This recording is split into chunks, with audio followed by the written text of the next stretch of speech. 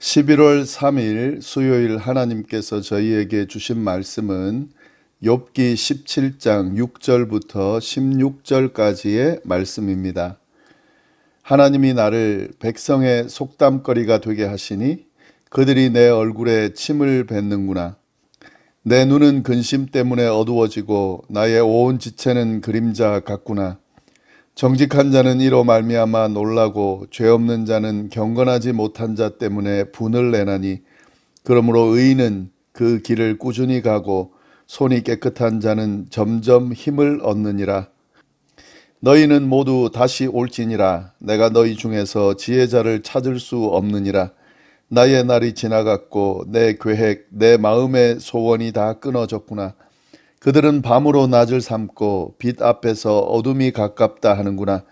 내가 스올이 내 집이 되기를 희망하여 내 침상을 흑암에 펴놓음에 무덤에게 너는 내 아버지라 구더기에게 너는 내 어머니 내 자매라 할지라도 나의 희망이 어디 있으며 나의 희망을 누가 보겠느냐. 우리가 흙 속에서 쉴 때에는 희망이 스올의 문으로 내려갈 뿐이니라. 아멘.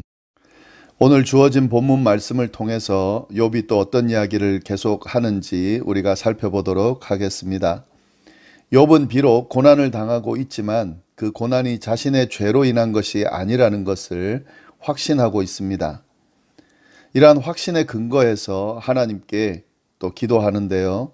그는 자기가 죄가 없다는 사실에 대해서 하나님이 증인이 되시고 중보자가 되실 것이라고 믿고 있습니다.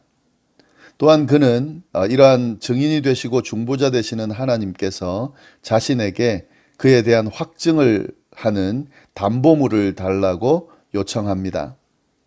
이것이 이제 어제 저희가 살펴본 내용인데요. 그만큼 이 죄 없는 자신이 고난을 당하고 있다고 믿고 하나님 앞에 탄식하면서 지금 간구하고 있는 그런 욥의 모습입니다. 그러나 이러한 욥의 확신과 하나님을 향한 탄원에도 불구하고 하나님은 아무런 답을 주지 않으십니다. 도리어 욥을 적대시하고 공격하고 있다고 욥은 믿고요. 그러다 보니까 이런 욥의 모습을 보면서 자신이 세상 사람들의 속담거리가 되었다라고 말합니다. 그것이 오늘 본문인데 6절에 보시면 하나님이 나를 백성의 속담거리가 되게 하시니 그들이 내 얼굴에 침을 뱉는구나. 하나님께서 욥을 세상 사람들의 속담거리가 되게 하셔서 이웃들로부터 침뱉음과 손가락질을 지금 당하고 있다. 이게 이제 자신의 처지에 대한 고백인 거죠. 그는 하나님으로부터 당하는 그 고난으로 인해서 시력도 약화되었고 또 아무런 가치 없는 그림자 같은 존재가 되었다. 이렇게 또 고백하는데요. 7절 말씀. 내 눈은 근심 때문에 어두워지고 나의 온 지체는 그림자 같구나. 이것이 지금 욥이 겪고 있는 처한 상황에 대한 묘사입니다. 욥은 자신이 죄가 없다고 확신하고 있고 하나님도 다 아시는데 하나님이 왜 그러는지 모르겠지만 자신을 마치 원수처럼 그렇게 대하시고 또 자기를 공격하신다, 적대시하시고 공격하신다. 그러니까 사람들이 보기에는 욥이 하나님께 버림받은 것처럼 그렇게 지금 생각을 할 수밖에 없는 거죠. 그러면서 욥을 비난하는 거죠. 침을 뱉는다는 것은 침을 직접 뱉는다기보다는 그만큼 욥을 비난하고 욥에 대한 그 상황들, 하나님에 대한 징계를 받고 있음에 대해서 그들이 손가락질하는 거죠. 결국에는. 그래서 자신의 처지가 지금 그림자 같은 정말 가치 없는 그런 존재가 됐다. 지금 욥이 그렇게 고백을 합니다. 이것이 지금 욥이 처한 상황이고 그의 고백입니다. 그러나 여기서 우리가 확실히 봐야 될 것은 욥은 이러한 부정적인 고백으로 모든 것을 끝내지 않습니다. 계속해서 지금 탄원하고 탄식하고 지금 이 상황이 악화되고 있음에 대해서 계속 고백하지만 그러나 그 내용만 있는 게 아니에요. 그걸 우리가 계속 잘 봐야 됩니다. 그는 계속해서 하나님을 향한 자신의 믿음 그리고 긍정적인 생각을 붙들려고 애쓰고 있는 게 보여요. 오늘 본문에도 나오는데요. 8절 9절 말씀 보면 이런 말씀이 있습니다. 정직한 자는 이로 말미암아 놀라고 죄 없는 자는 경건하지 못한 자 때문에 분을 내나니 그러므로 의인은 그 길을 꾸준히 가고 손이 깨끗한 자는 점점 힘을 얻느니라.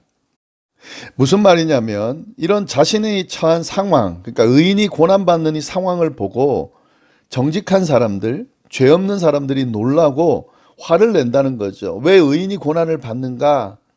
분낼 수밖에 없는, 화를 낼 수밖에 없는 그런 지금 억울한 상황이 계속되고 있는데, 그렇지만 그렇게 힘든 상황이지만 욥은 이런 세상에서도 포기하지 않고 자신의 그 의로운 길을 가겠다는 고백을 하는 거죠. 가야 한다고 하는 조장을 하는 거죠.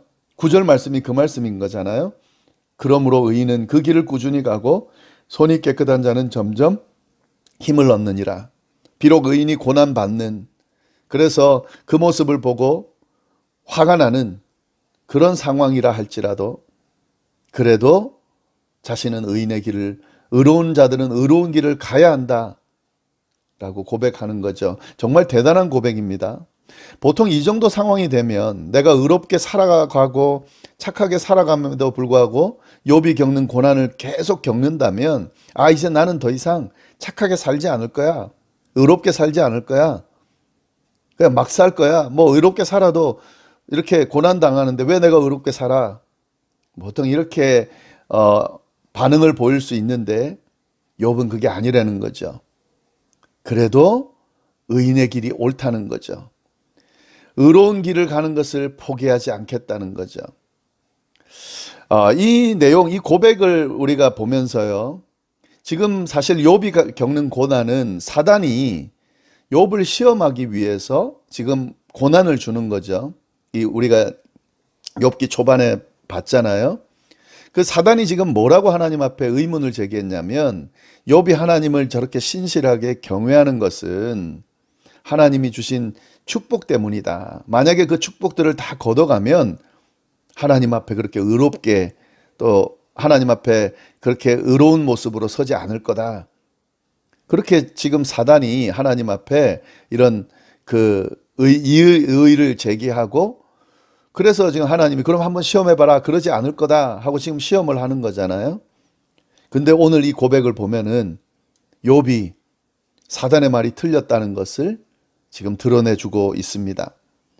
욥은 외부 상황과 관계없이요, 지금 자기가 어떤 시련과 고난을 당하고 있느냐에 관계없이 자기가 가고 있는 이 의로운 길이 옳다고, 비록 의로운 길을 가고 있는데도 시련이 왔음에도 불구하고 그래도 그것과 상관없이 의로운 길을 가는 것이 옳고 그 길을 가겠다고 고백하는 거죠. 욥의 이러한 태도와 믿음은 정말 대단한 겁니다. 우리가 믿음 생활을 쭉 해나가고 있을 때 때로는 하나님 앞에 신실하게 서려고 살아감에도 불구하고 시련이 올 때가 있습니다. 우리가 원하는 길로 가지 않을 때가 있어요.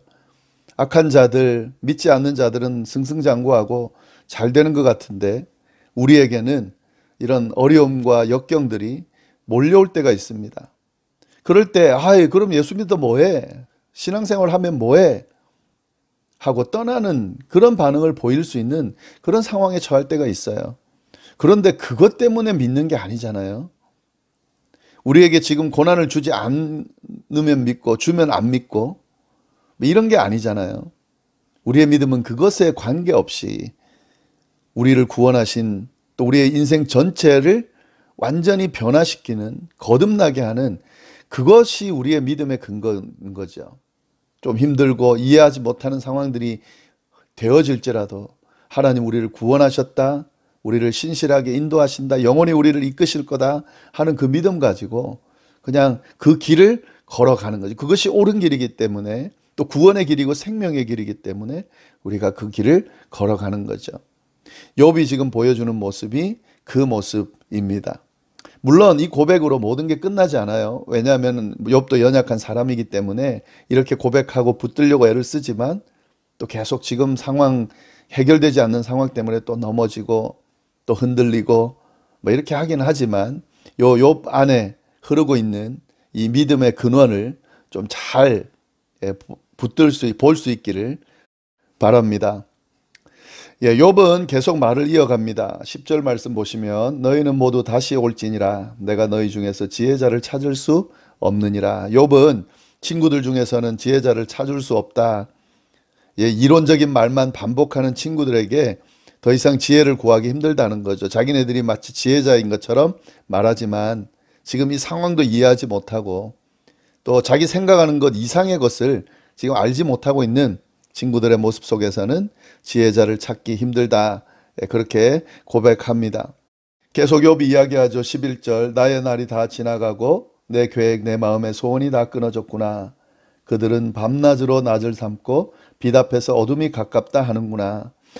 이 욥의 친구들 지금 욥의 날이 다 지나가고 희망이 다 끊어지고 있는데 친구들은 야, 이 밤이 지나면 낮이 될 것이다. 이제 곧 어둠이 물러가게 돼서 빛이 올 것이다. 이렇게 말하고 있는 거죠. 너가 빨리 죄를 회개하고 고백하고 회개하면 야, 이 밤이 곧 지나서 낮처럼 환해질 거고 빛이 어둠을 물러가게 할 거다. 지금 이렇게 고백하고 있다는 거죠. 지금 욥은 이미 다 지나가고 희망이 끊어지고 있는데 이런 소리는 하고 있다는 거죠. 그래서 지혜자를 찾을 수 없다 하면서 친구들에게 이런 이야기를 쭉 욥이 하고 있습니다. 13절 내가 스올이 내 집이 되기를 희망하여 내 침상을 흑암에 펴놓으며 무덤에게 너는 내 아버지라 구더기에게 너는 내 어머니라 어머니 내 자매라 할지라도 나의 희망이 어디 있으며 나의 희망을 누가 보겠느냐 우리가 흙 속에서 쉴 때에는 희망이 스올의 문으로 내려갈 뿐이니라. 욥에게 남아있는 것은 이제 죽음밖에 없는 거예요. 모든 희망이 다 사라진 상태고요. 그리고 남아있는 것은 이제 죽는 것 외에는 남아있는 것밖에 없는 거죠. 보통 모든 희망이 사라진 사람에게 남아있는 것은 죽는 것밖에 없는 겁니다. 그래서 차라리 죽는 것이 더 낫다 이렇게 고백하게 되는 거죠. 그런데 지금 욥은 이제 죽기 직전이라는 것과 그리고 자기에게 희망이 없기 때문에 이제 죽는 게 차라리 낫다라고 지금 말하는 것처럼 말하고 있습니다. 그러나 욥이 진짜 진심으로 죽음을 바라는 것은 아니에요. 욥은 죽을 수 없어요. 왜냐하면 죽기 싫어서가 아니라 자기는 지금 죽기 전에 왜 하나님이 이런 자신에게 고난을 줬는지 이것에 대해서 분명하게 듣기 전에는 확실히 알기 전에는 죽고 싶지 않은 거죠. 앞에 우리가 살펴봤잖아요. 욥은 지금 이 상황이 그렇다는 것이지 알고 싶은 거예요. 하나님 앞에 지금 계속해서 호소하고 있습니다. 흔들리지 않는 믿음을 중심으로 끊임없이 그 믿음을 붙드는 욥. 그러나 그 믿음을 근간까지 흔들 수밖에 없는 고난의 상황들.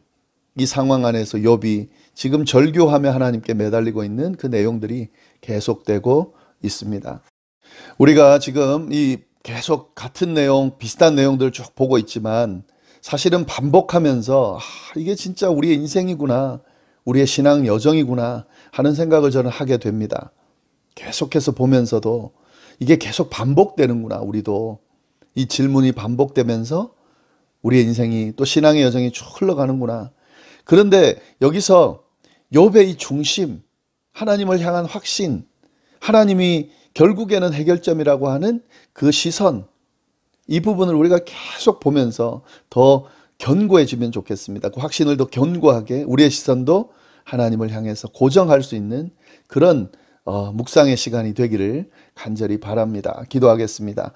하나님 아버지 감사합니다. 욥의 고백들을 계속 보면서 저희들의 상황과 연결합니다. 이해할 수 없는 상황들, 답답한 상황들이 될 때가 있습니다. 하나님, 그때도 주님을 향한 우리의 시선이 흔들리지 않게 해주십시오. 주님이 해결점이라는 사실을 주님 우리가 잊지 않게 해주십시오. 그리고 이 길, 주님을 향한 길, 그리스도인의 길, 그것이 생명의 길이라 믿고 어떤 상황에서도 끝까지 이 길을 걸어가는 우리가 될 수 있도록 인도하여 주옵소서. 함께하여 주시기를 간절히 바라고 살아계신 예수님의 이름으로 기도드립니다. 아멘.